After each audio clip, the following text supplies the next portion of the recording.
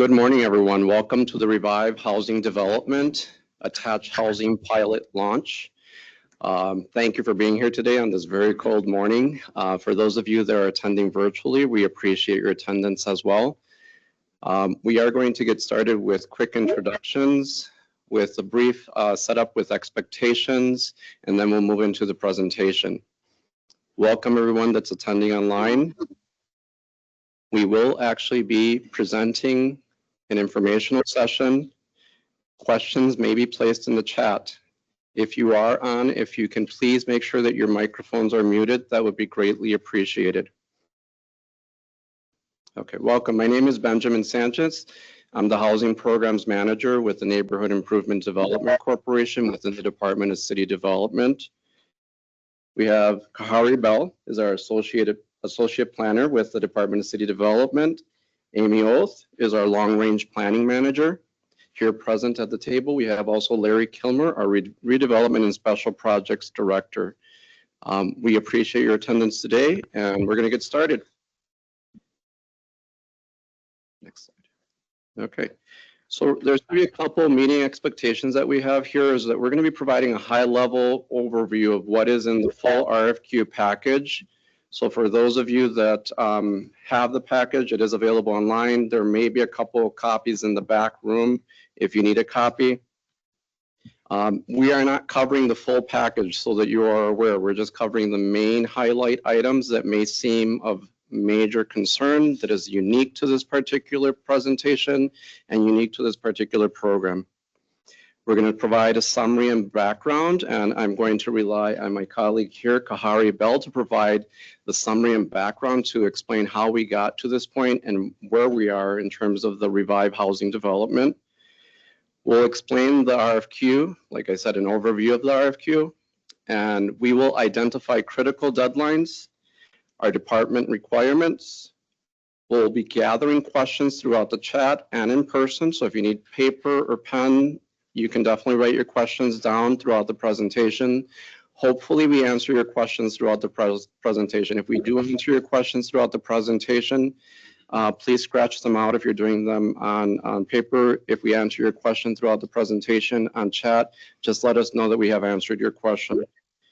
Overall, when we look at the request for qualifications, some of the things that we do need to remember is that we are going to have a period of time that we're going to allow you to still submit questions at a later date.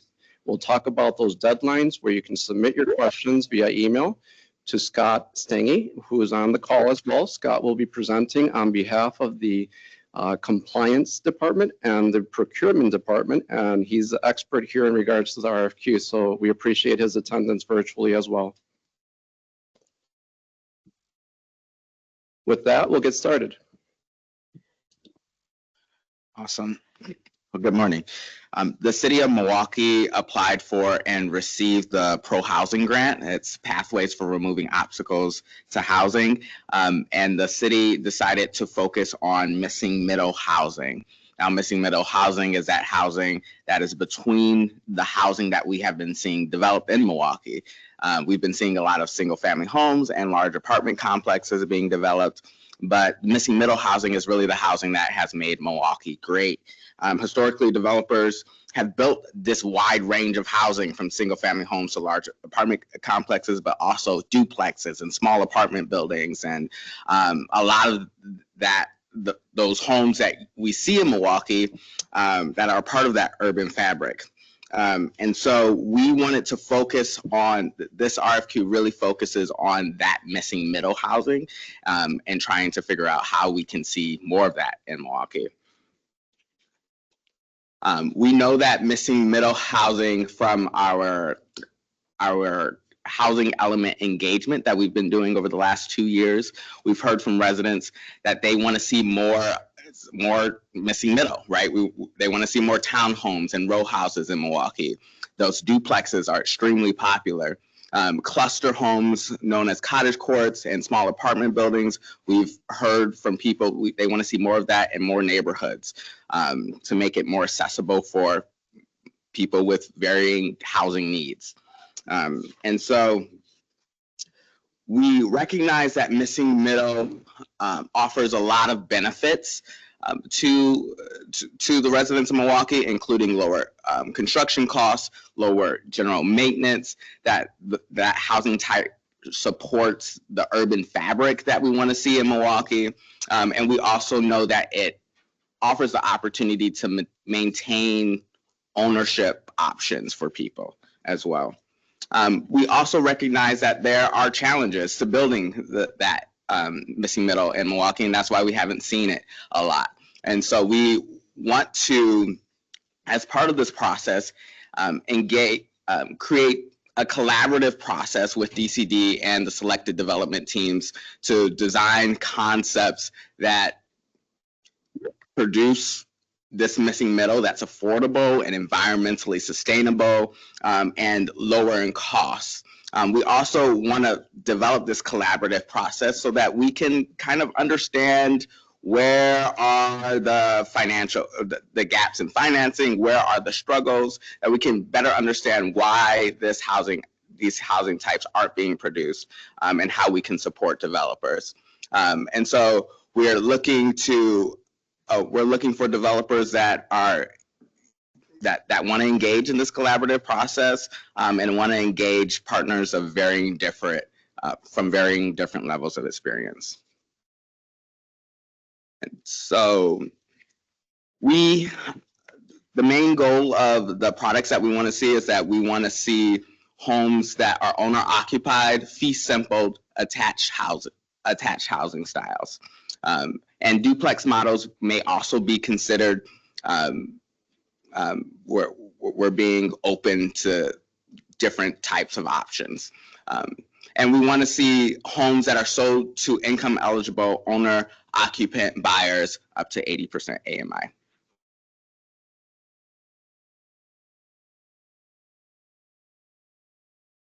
And these are just a few homes that we've looked at, different types of homes from across the country, just to get some inspiration. These are the Polt homes outside of Seattle, a triplex model.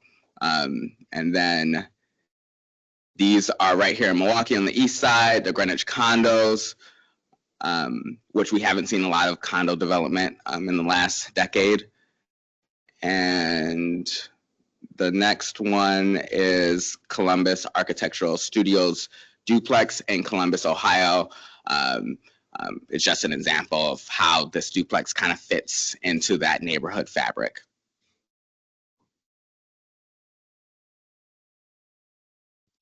Thank you, Kahari.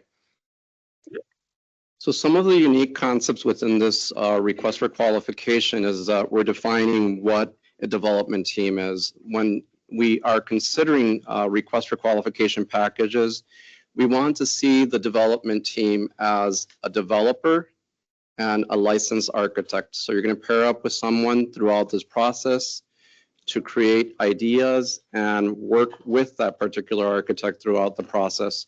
We're not asking you to create a large concept immediately, and we'll talk about that and go into that in detail, but we want to make sure that we define what that development team is. We're also defining the request for qualification. So the reason we're defining the request for qualification is that you do see a lot of requests for proposals out there, which differs a little bit from the request for qualifications. And the main difference is that we're looking for capacity, financial capacity, design quality, replicability, sustainability. We're also looking at the ability of what your experience is throughout the process as a developer that deals with construction. We will further define additional concepts here regarding the design and development subsidy, because that's a little bit unique to this as well for the request for qualification. But as I reference this, and you're going to see a couple slides that have this particular reference at the bottom of the slide so that you kind of know where to go to within the presentation, and you can reference that in the request for qualifications package. In the request for qualification package, if you want the exact definition of the design and development subsidy, you can go to segment 2A, bullet points 1 and 2. Those are going to be from pages 7 through 8 for further definitions.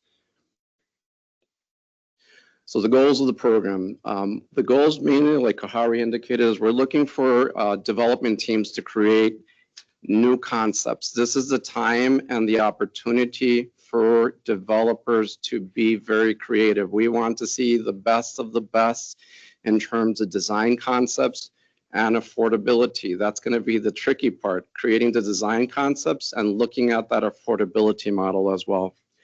We definitely want to see complete qualification packages. That's going to be very important for us. When we do receive qualification packages, we're going to be evaluating that very thoroughly to make sure that they are complete and that we did receive everything that we asked for. We would be selecting a total of 3 development teams. As you can see in the room, and with those of you that are also attending online, there is a large interest in this Revive housing development, but we are only going to be selecting 3 development teams, so it's going to be very competitive. We are looking to collaborate. That's the most important part throughout this process in terms of the request for qualification. It is not just submitting a package. We are going to be working with different individuals throughout the city of Milwaukee to make sure that we evaluate everything that we see from those selected development teams come to reality. So we want to make sure that if there are obstacles that we're looking to kind of work through those obstacles, work as a team to make sure that we kind of figure out how to make that reality and concept, the concept of reality. And then overall, in terms of the goal of the program, is to create affordable housing for individuals and families that make up to 80% of the area median income. For this segment, if you want further details on the goals of the program, you're more than welcome to visit the segment section 1C, bullet point 2, and that's going to be on page 2 of the request for qualification package. We're going to start talking about those unique concepts that I kind of presented on the definitions, and we're going to talk about it a little bit more in detail here. So the development subsidy is only going to be available to the selected development team. So if we're selecting 3 development teams, that's going to be up to $25,000 to create the home designs to be utilized in the program. And when we talk about the designs, initially they may be concepts. We're talking about those fleshed out, very detailed designs later on, right? That's what we're talking about. So they're going to be used for architectural and engineering fees. The design should be able to be replicated across the city of Milwaukee. So it's going to be something that's going to be fully replicable across the city. The piece of information that's important here is that the architect will retain the copyright and ownership of the design models. However, the city shall be giving a non-exclusive, irrevocable license to use, reproduce, and make derivative works of the drawings for future developments without further compensation to the architect and without further approvals. Again, I'm going to keep on cross-referencing these segments. This is going to be contained within segment 2A, bullet point 1, page 7 for the design subsidy further details. Moving into budget and financials, this is, I think, the meat and bones in terms of how does this work for a developer, right? So there are development subsidies that will be provided for providing gap financing for properties. These development subsidies will be between $90,000 and $110,000. We will provide an example shortly. The subsidy will address that particular gap in the construction to create these affordable and aftermarket value for housing and units that we're seeking in this particular program. In addition, there'll be a 10% development fee per project that will be allocated, and they will be reviewed when we look at the development subsidy on a case-by-case basis to look at the project in an underwriting fashion to make sure that it is kind of fitting within the costs and within the ability to create those particular ideas and make them a reality. We're going to provide an example here then. It's going to provide you a 3-unit example.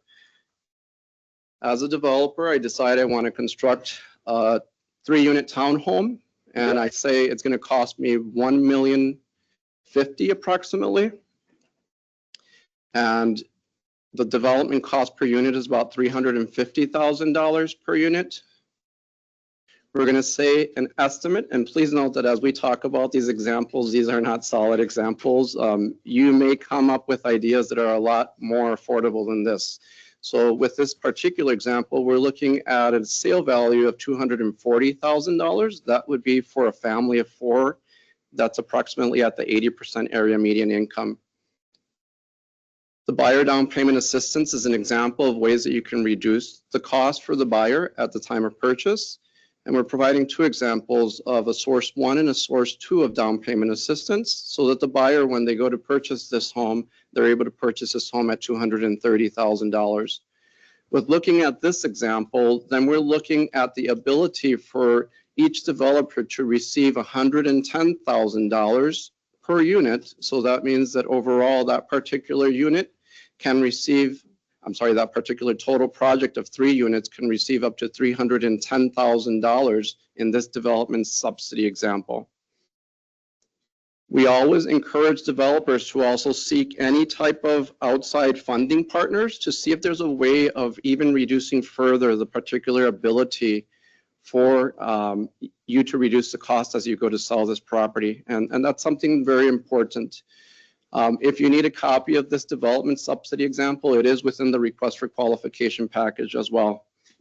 We're going to move on to another example, which is a 4-unit. It's going to be very similar in nature.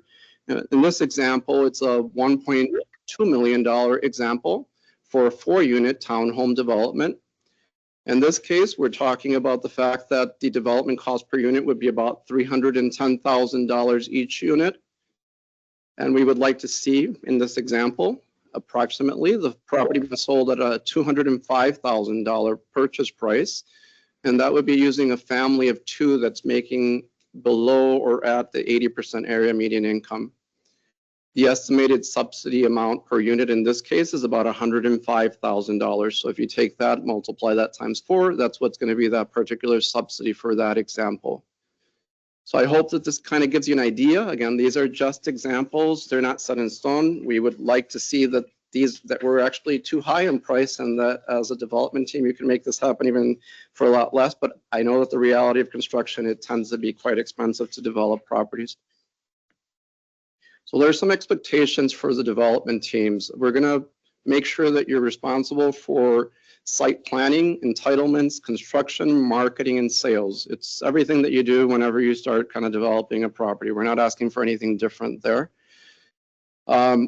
This is a little bit different. We're going to request that you attend working group meetings to discuss financial and design development with our particular team within Department of City Developments so that we can talk about those barriers and obstacles in achieving this particular construction.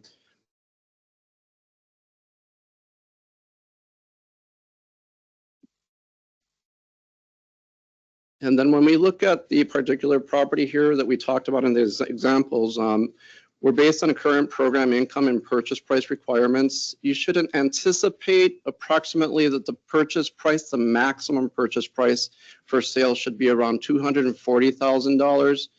And that's as we evaluate like families that make below the 80% area median income. This is kind of where we kind of see where they would be at in terms of affordability.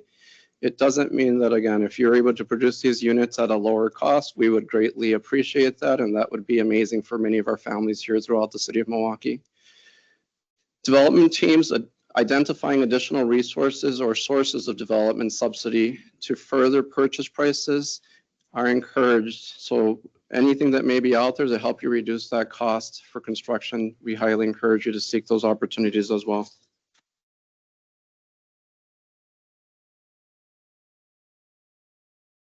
Now we're going to go into the assumptions.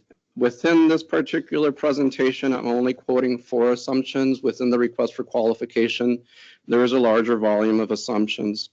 So the first thing we should know is that this program is partially funded, as Kahari indicated earlier, by the Pro Housing Grant, and that is from the U.S. Department of Housing and Urban Development.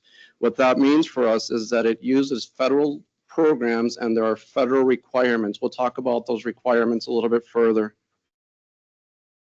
We do talk about assumptions as well, that we identified a couple different partners if you do have concerns with financial capacity, where you can seek additional potential funds and sources. So we identified Northwest Side Community Development Corporation and the Milwaukee Economic Development Corporation as two local community development financial institutions. And these should be able to support construction and financing for any developers that are seeking that particular type of financing. In the request for qualification package, you will notice that we did provide a number and a contact email for Milwaukee Economic Development Corporation. It's important to identify that Milwaukee Economic Development Corporation will be representing both agencies. So if they receive a call or email regarding financing, they will be working in partnership with the Northwest Side Community Development Corporation as they determine and evaluate the financial needs for any development team.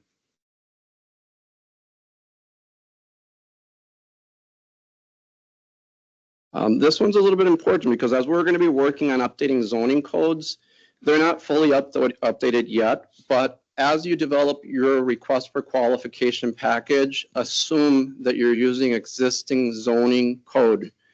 So that's going to be the only important part that you should be actually aware of, that when you develop your particular ideas, just use the existing zoning code.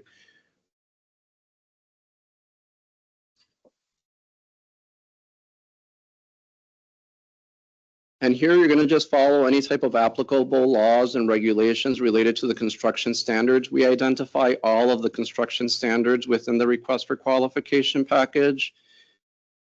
So you're going to refer to those particular construction standards within the segment 3B, bullet points 1 through 8, pages 9 through 10. The other part, as you work with the property construction, is that you're going to maintain the homes until sold. You're going to warrant the homes in full compliance with following statutory and regulatory requirements. So we're going to make sure that you just maintain those properties as there are new construction. You're going to just be fully responsible for those particular homes throughout that process. At this moment in time, I will turn the presentation over to Scott Stange, and he will be presenting virtually. So if anyone has any problems with audio that is attending virtually, please notify us in the chat segment. Good morning. This is Scott Stange from Department of City Development. I'm the Procurement and Compliance Manager. In regard to this RFQ, in terms of the program requirements, some of the hello. We can hear. Okay, some of the program requirements that we're looking for the chosen developer to maintain, create detailed schedules for planning, design, finance, construction, and maintenance. This will be important to keep on track the schedules. The contracts itself will have start dates, end dates, etc., based off of schedules. So it's important to maintain those schedules. Also, we did cover some of the DCD goals and guidelines earlier in the presentation, so just align yourself with those as we move through the project. The developer will be responsible for securing any and all necessary permits, including approvals and clearance, and any other environmental documentation that may be necessary with the vacant lots. There will need to be coordination with city agencies, across city agencies, depending on the particular need at that step within the process. The departments, the main departments would be Department of City Development, which is where Ben and myself and Kari work. Department of Neighborhood Services, DNS, primarily are responsible for permits and clearance. Same with Department of Public Works as needed. Also, Also, with the project requirements, you'll need to structure your project financing and secure debt and equity as well. Some of the options been touched upon earlier with Milwaukee Economic Development Corporation and Northwest Side CDC. Oversee infrastructure operations and maintenance. Again, this is one of the things that Ben touched upon, where upon completion of the units, until such time that they're sold, the developer will be required to maintain them. I mean, you will be the owner of record of these properties and will be required to maintain them. And then meet all city financial assistance requirements. Those are outlined in the RFQ. And then begin development promptly after closing. That kind of correlates with the first bullet point, which is talking about the schedule, stay on task, stay on schedule. Some of the funding that Department of City Development will be using does have end dates.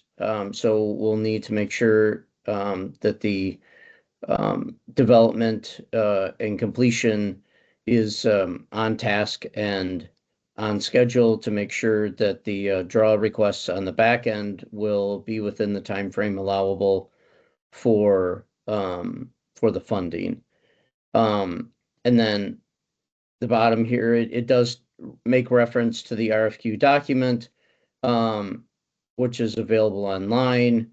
Please look at segment 4, page 11 for further program requirements. Next slide, please. Okay, in terms of schedule for the program and for the RFQ, we anticipate contracting with the selected development teams as soon as possible after the evaluation process is concluded. There is a timeline in the there are deadline dates in the RFQ in terms of when submittals will be required, and then from there, our department will review those submittals, score them accordingly, and then look to award contracts shortly thereafter. We are hoping to create the final designs that will be developed under the program sometime in the spring of 2026, so early next year. The next stage after the approvals for the designs are complete, then we would look to the fall of 2026 to execute the sale and development agreements with the chosen teams, and then convey the lots to the development teams and start looking to the development team to begin construction with the respective subcontractors that they're chosen and through the bid process. And then finally, we would be, in that contract negotiation with the development agreement, we'd be looking for a little bit more detailed project schedule that'll be developed between DCD and the development team to project out the length of time for construction and final completion and occupancy permits, etc. Again, referencing back to the RFQ document, which is online, we would ask you to go to segment 4A, which is on pages 11 and 12 for further information. Okay, so I alluded to this a little earlier in my part of the presentation. As this is an RFQ procurement process, all of the qualifications packages that are received will go through a vetting process by an evaluation team. They will all be scored according to the scoring scale, the 100-point scoring scale that is on the screen right now. In short, experience and capacity will be a max of 30 points. Financial capacity will be a max of 30 points. Design quality and I can't say that word this morning. And sustainability, a max of 30 points. And then the final would be any unique elements of a development plan that would be submitted. That would be a max of 10 points. In the overall review of the project, we would be primarily looking for development teams in which a principal member of the team has completed at least 2 projects that involve new construction or substantial rehab of housing or commercial units for consideration under this program. This again is just a snapshot of what's in the RFQ in segment 5B, pages 12 and 13. So we'd ask you to look there for further definition of the scale, the 100-point scale. Next slide, please.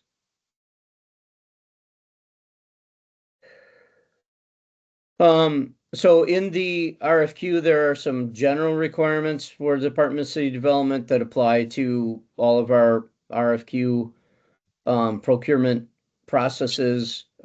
These are all listed on pages 15 to 18 of the RFQ. I won't go through them individually. I would just ask that you take a look at that and familiarize yourself with those requirements as you begin to build your response and submittal. Next slide, please.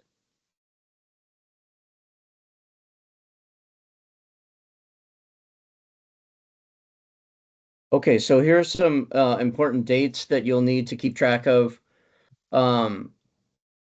After the completion of our presentation today, there will be an opportunity to submit written questions if you're in person. There are also, if there are questions from our online participants, we would ask that you would submit those questions in the chat. If there are questions that you think of after this presentation, do know that the deadline for questions is December 16th.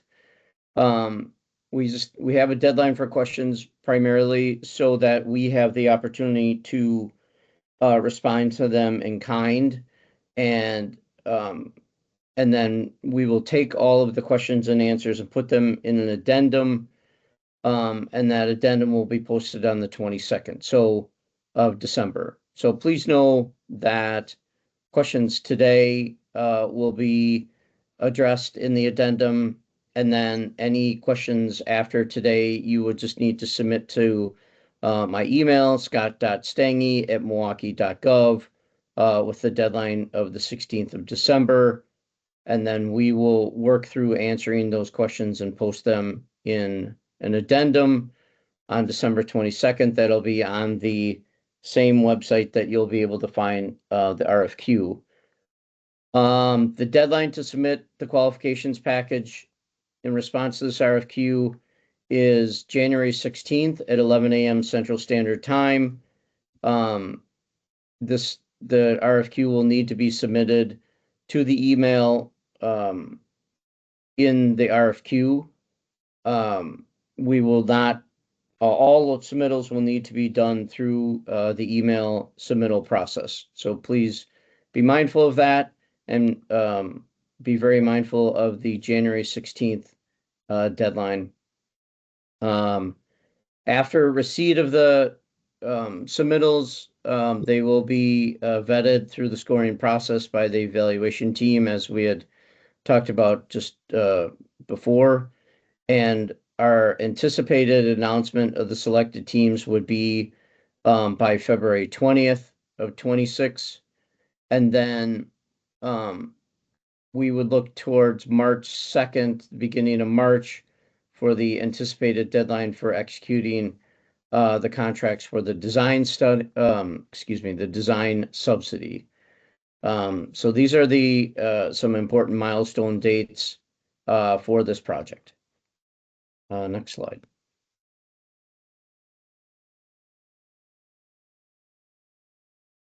This is just kind of going over some of the things that we just talked about. Questions to be submitted outside of the chat and or in writing for today, email them to me at the email on the screen. And the deadline is December 16th at 5 p.m. Central Standard Time.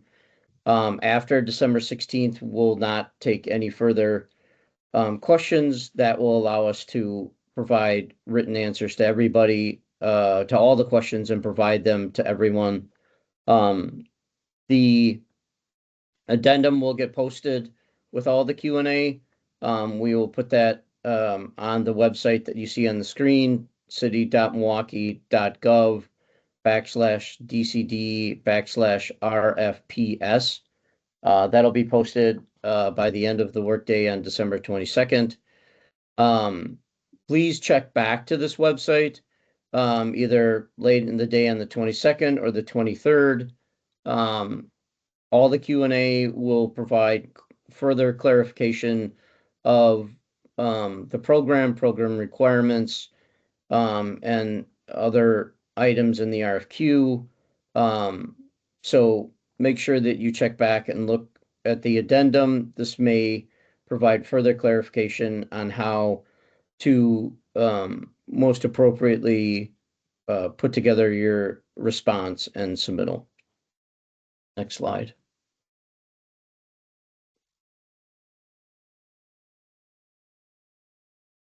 Okay, so talked about this a little bit earlier as well. Qualifications packages must be submitted electronically to the email on the screen. This is different than my email address, my personal email address. So please be mindful to submit your qualifications packages to the email on the screen, which is dcdpurchasing@milwaukee.gov. We will not be accepting any submittals in person. So please make sure to submit them to the email address on the screen. They are due no later than 11 a.m. on January 16th. Late submissions will not be accepted. So something to note, this is very important. That deadline of 11 a.m. is, they have to be received by the Department of City Development by 11 a.m. So be mindful of that when you click the send button on your email, to afford enough time for that email to go through the email universe and arrive in our email in basket. So as you know, especially with emails that might have attachments or fairly large attachments, that it takes a little bit of time for that to transmit. I can't stress enough the need to make sure that you build in enough time to do that. We worked out a schedule that we believe is fair to be able to give you the appropriate amount of time to put a response together and submit it. But do know that if we get an email from you and it says 11:01 a.m., that's too late, and it would be not accepted and it would be considered late. So just want to stress that. When you submit your email, be clear on the email subject line of what it is that's being submitted. We do have multiple procurements going on at the same time, so it's helpful for us to make sure to be able to delineate between the various procurements. I did touch upon this a little bit earlier. Again, we will only be able to accept the proposals that we actually receive. And as a footnote to what I had said earlier, the size that our email server would allow is 50 megabytes. I don't, sometimes the sender email might be less than that. So as you put your proposal together, if for some reason it has a large attachment, You may need to provide multiple emails in order to fully submit your submittal. So be mindful of that. If in fact you do have to split it up into multiple emails, that's fine, but just tag them in some way, email 1 of 2, email 1 of 3, etc., just so that we on the receiving end will know how to put them together as one full package. So again, mindful of the time, mindful of that time representing when we receive them, and then be mindful of the size of your attachments just to make sure that they don't exceed either your server's requirements or the 50 megabyte server max of our email address. Next slide.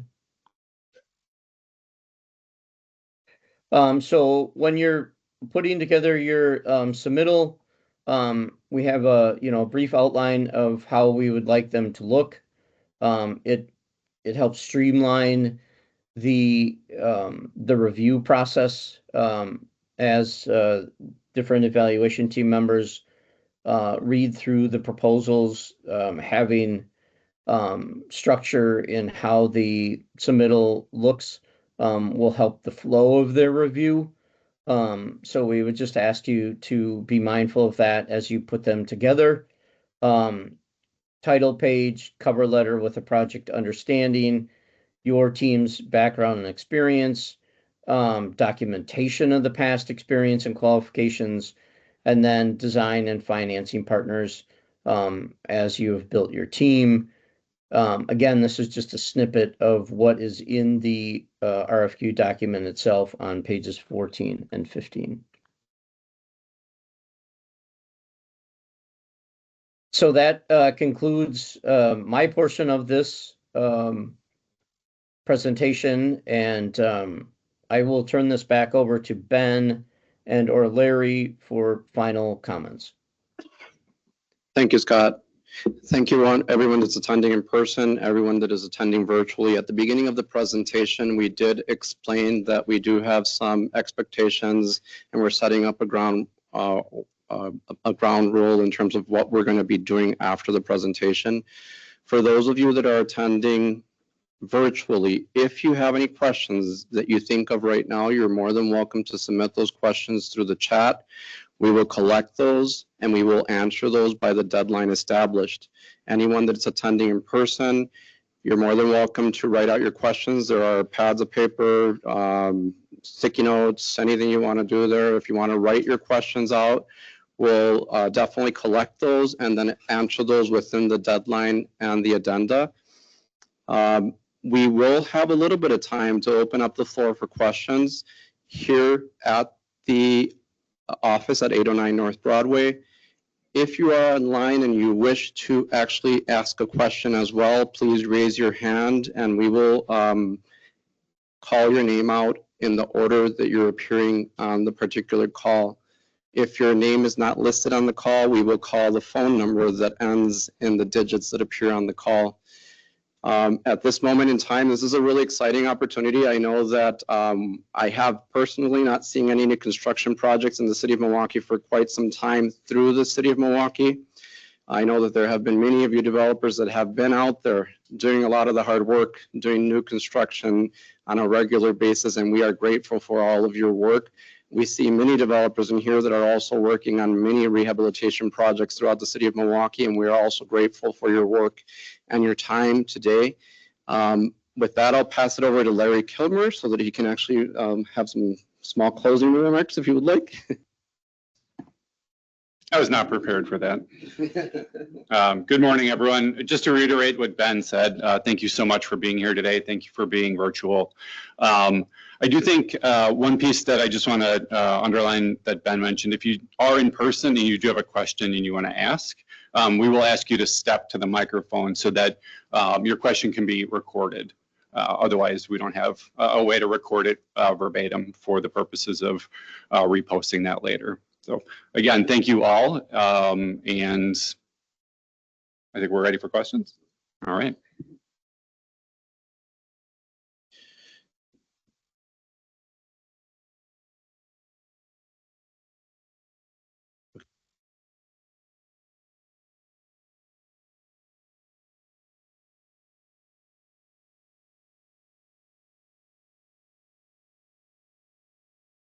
Okay, we have someone here at the office that has a question.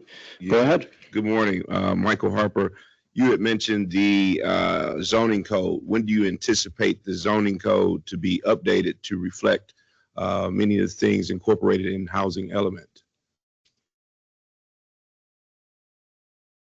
Sorry, we're beginning the process, but it will not be done in time enough for you to plan it out for these particular development projects. So that's why we're asking you to look at the current zoning code, depending on where the lots are, that will be okay. And in other areas, we can work it through with you as well. But our hope is within the next year.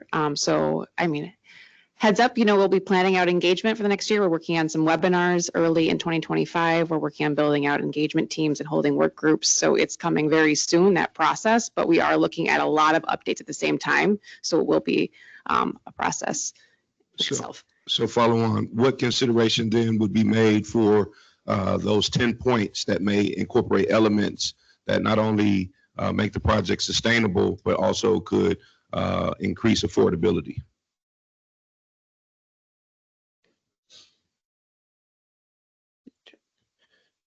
We are going to document that question. More than likely, we'll answer that at a later time within the addendum, okay? Thank you.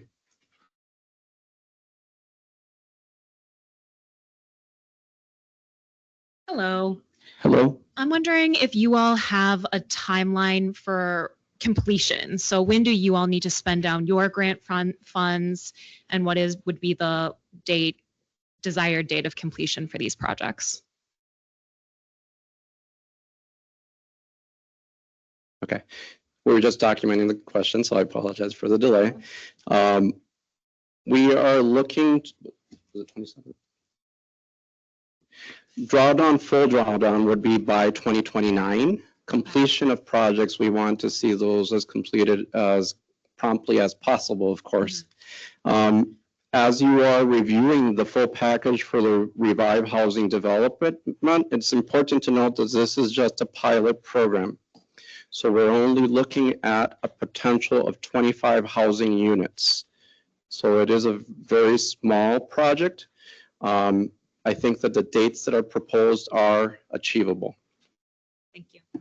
I would just add, we do want to see construction, if possible, start in 2026. Okay, fantastic.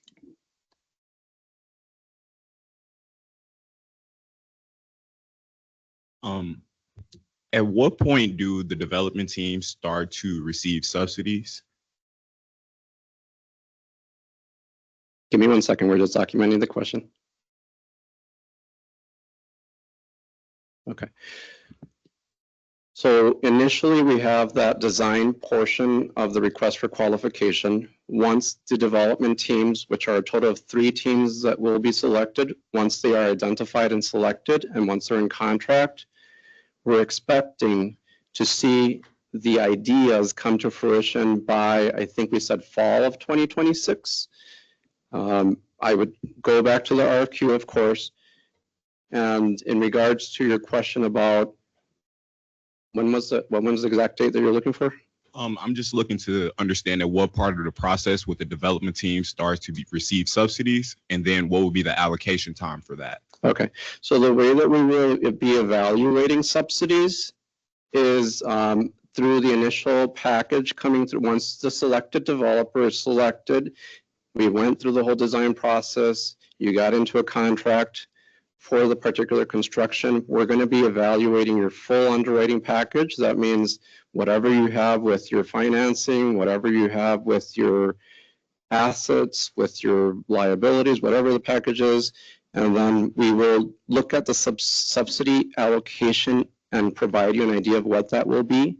And that tends to be divided into 2 increments, at 50% stage and at completion stage. Does that answer your question? Pretty much. Okay. Thank you. Hello, Jeremy with Nominus Co. When we speak about development teams, I know that the city has had an initiative on collaboration on mentorships.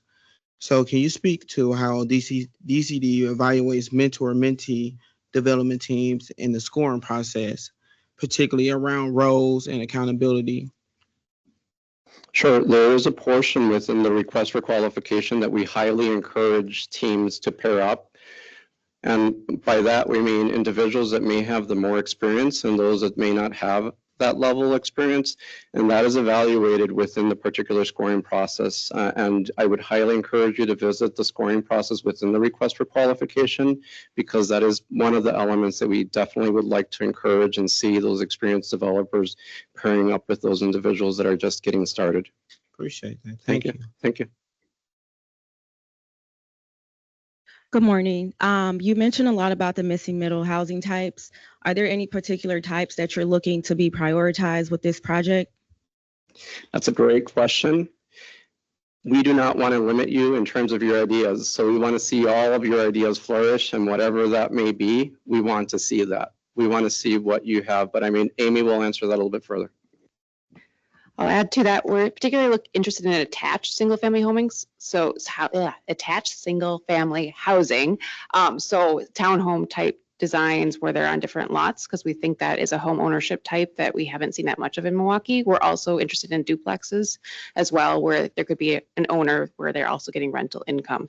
So in particular, we feel like those two types of middle housing might be the easiest to come to fruition in the next couple of years.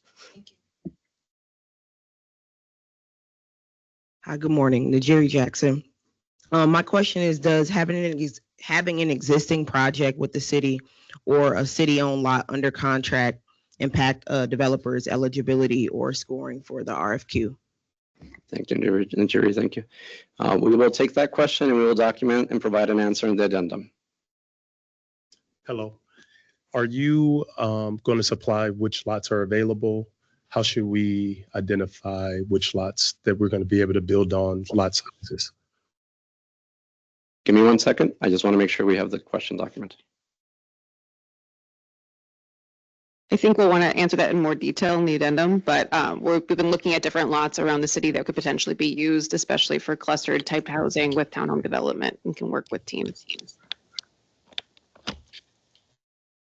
I'm wondering, have any experience with fee simple structure? Give me 1 second.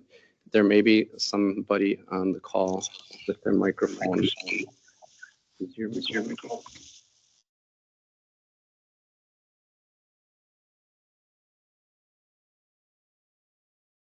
Okay, we're good. Go ahead. I'm wondering if you have any more details or examples of the fee simple structure in terms of like what you're thinking about of how that would actually work for any of these structures. I think we'll want to answer that in more detail in the addendum, but part of this collaboration is to work with the development teams to work it through. We also have a consultant working on a financial feasibility analysis for this piece of why we're not seeing this type of development in Milwaukee. Okay. So it's part of the process, I would say. Okay. But we'll see if we've more to add to that in the addendum. Thank you. Hi, I have two questions. First question, with the design, the 25,000 between the architectural fees, is that per development team or is that collectively between the three? It wasn't very clear in So the question was related to the subsidy. the subsidy, yes. It's to pay the architectural and the engineering fees. So it does not go to a development team. Okay, so it's separate. So each architect that each development team has separately, they can say, hey, this $25,000 subsidy goes to you. It does not go to each development team that is submitting a request for qualification. So that's very important to identify. It only goes towards the development team that is selected in this process. Teams or team? The development team is the design, architectural group, and the developer. Okay. So it's not a fee that we're going to pay directly to the development team. More than likely, as you go through the process of working with an architect or an engineer, you're going to encounter fees throughout this process. Whoever's selected as a development team will have the opportunity of having those dollars available to pay for those fees later on. Okay. I was just trying to clarify, were you asking if there's just $25,000 total or if there were 3 pots of 25? 3 pots of 25, yes. So there's 3 pots of 25. Okay. And then the second question is, in the information package that we provide back for, are we to submit design ideas in the package, or is that something that will come secondary? I believe from the way that it is written, we want you to submit your best ideas Okay. coming through. Mhm. We're not asking you to have a full approved architectural rendering of the plan. We're asking you for your ideas. Does that answer your question? Yes. Yeah. Okay, thank you. Good morning. My name is Jaleesa with Acre List Milwaukee. I had a question on the zero energy ready home clarifications. Is it limited to one or multiple units? And then also wanted to understand a little bit more on the prefabricated modular and panelized system homes on any approval pathways that may exist. Sure. So for the first question, we can answer that question here. For the secondary question, we're probably going to need to add that on the addenda for a response. For the first question, there is only one zero home property that may be considered under this project. And there is a contact person, I believe, within the attachment of the request for qualification. And that's going to be the Environmental and Collaboration Office. So if you want further information, we can actually continue further answer to that question in the addenda. Would you like us to do that? Yes, please. Okay. And when you say one, is it one unit or one development? One development. Okay. Yeah. And I believe it's only up to $40,000. Okay. Okay. Thank you. Hello again.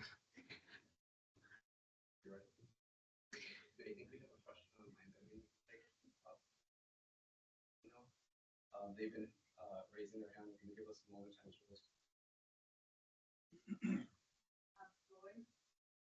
Floyd, go ahead and unmute.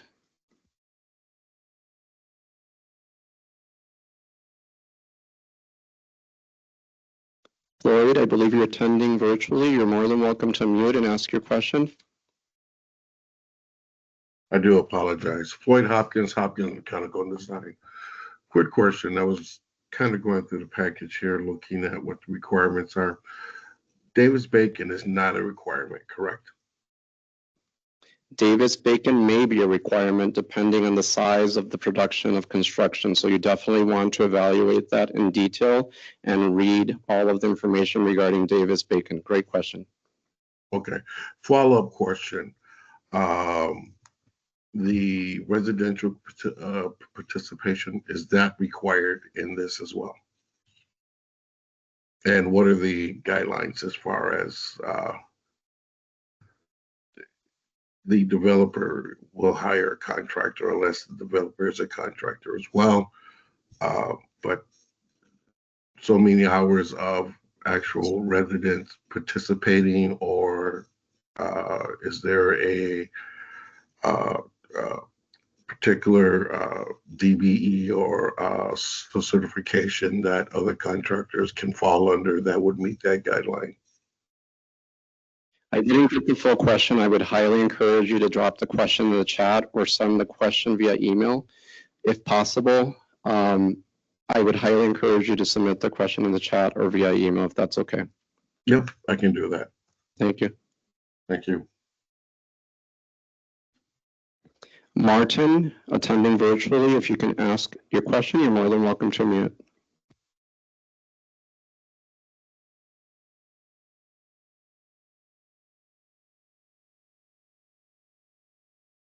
Martin? Okay, Martin, we can't hear you. Hello, can you hear me? Now we can hear you. Go ahead. Can you hear me? Yes. Okay, give me 1 second, please.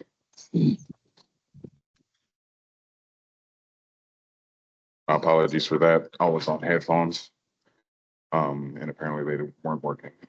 But I have just one clarifying question. Someone had asked about the design, and I know y'all had mentioned, row homes, townhomes, and like duplexes. Will stack triplexes hurt someone's eligibility, or are y'all not looking for triplexes at all? Because that is involved in like the mid to middle category as well. I just want to, be sure on that.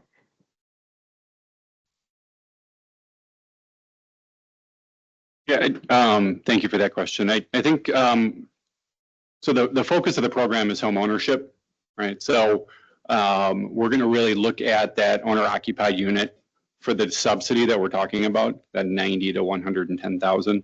If there are additional units in the development that are not owner occupied, so a duplex or a triplex, we're not going to look at that same level of development subsidy for the non-owner occupied units. So you could submit for that, but it is something that you're going to need to know that we're not going to be looking at that same level of development subsidy on those other units. Even if it was set up in a condo style, where all 3 units were able to be bought by 3 individual families, or obviously 3 individual buyers or something like that. Yeah, that would be fine. So again, for an owner occupied unit, that's where we'll be looking at the $90,000 to $110,000 subsidy. So if you have a 3-unit building and all of them are owner occupied units, then that makes sense. Okay, I just want to just a clarification on that, on how it should be set up in a performance, stuff like that. Would it be best taken care of? And do you mind if I ask one more question? We have a very long line internally here at the office. Any further questions, we would highly encourage you to submit those via chat or via the email if possible. We are grateful for your questions, but we just want to also respect the time of others. Absolutely. The structure of sharing the design that the architect creates, I think, is relatively unique. Is there any evidence that there are firms that exist that would be willing to allow their design to be continuously used for only a single architectural fee? We have done a little bit of outreach, and there is reason, there's that the 25,000 would be sufficient in terms of being able to use the design in the future. Okay, thank you.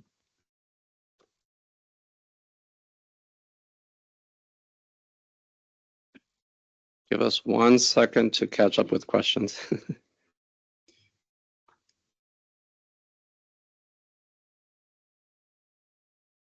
Well, good morning and thank you for this session.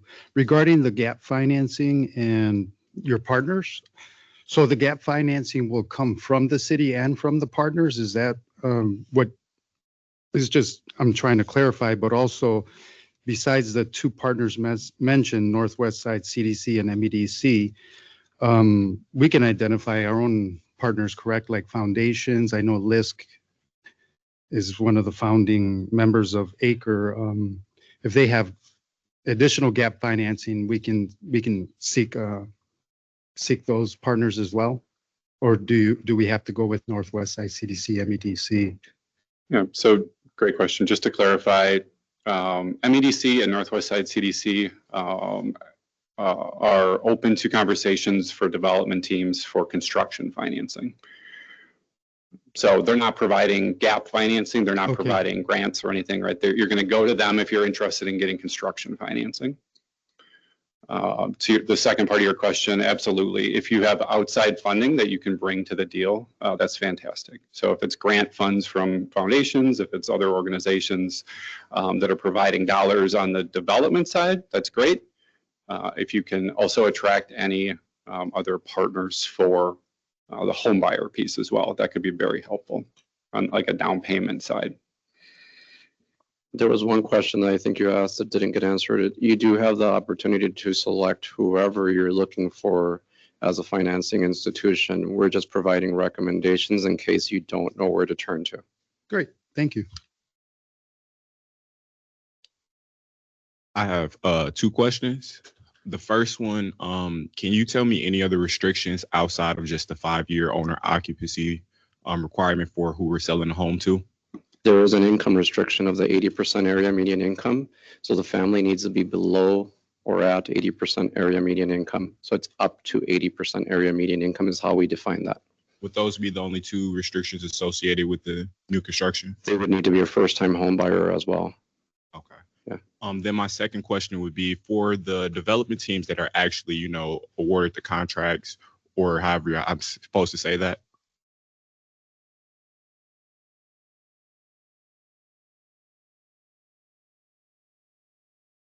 But sorry, I apologize.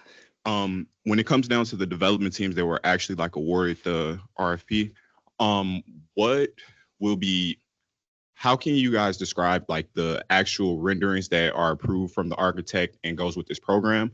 How will those plans be used in the future through the county, the city, or your organization?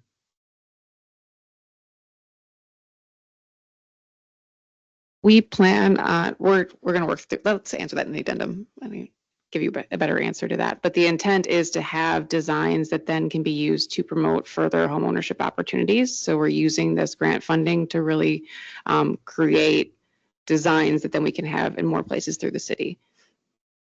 Thank you. I think if you're looking for examples related to this, you're also welcome to look online on Department of City Development. There is an idea from the past regarding like Josie Heights and Walnut Circle that provide architectural renderings that you can kind of see of kind of where that lands in terms of what is an example. Again, that's not related to Revive Housing Development, so that's important to differentiate, but it gives you an idea of what we're looking for. Yeah, so those properties, as I provided as an example, are single-family homes. Those are just examples that you can visit on the website, so you kind of get an idea of what it is that we're looking for in terms of. I think we're caught up with questions. Is there one more question? Okay, there's one more question coming, and we're going to be wrapping up. Does the deed restriction allow people post 5 years to non-be low income, or do they have to sell to a low income borrower after the 5 years? So we'll answer that question in regards to the deed restriction. It does have to be another owner occupant over the 5-year period of time that is eligible for the property. After the period of affordability has been completed, then the property does not have that deed restriction any further. Thank you everyone for your time that's attending virtually. Any questions that were presented in the chat, we will gather those questions and answer those questions in the addenda. Thank you everyone that attended in person. We appreciate your time and may you have a lovely rest of the holiday, and thank you.